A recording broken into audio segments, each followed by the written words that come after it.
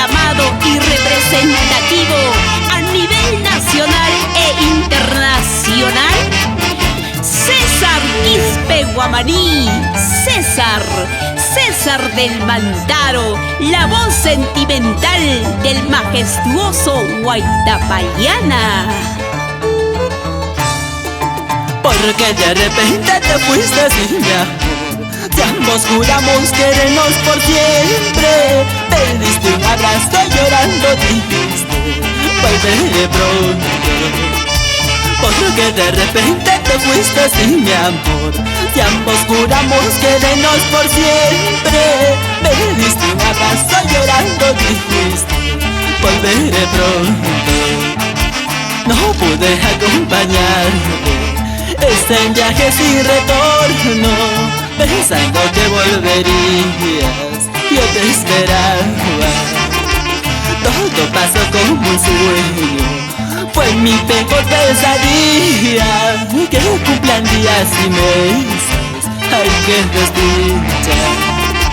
Con sentimiento, Jesús Sánchez y esposa Elvita Condori.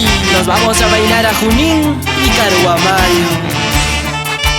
Porque de repente te fuiste sin mi amor, si ambos juramos querernos por siempre.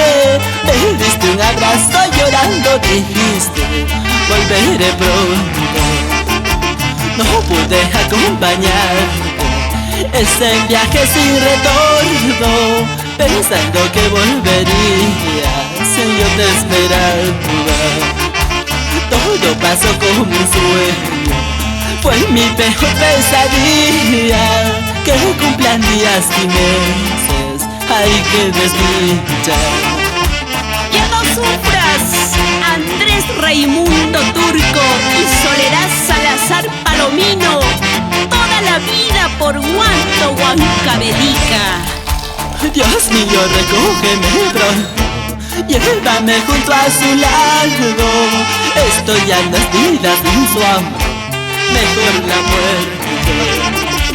Dios mío, recógeme pronto, llévame junto a su lado. Esto ya no es vida sin su amor, mejor la muerte.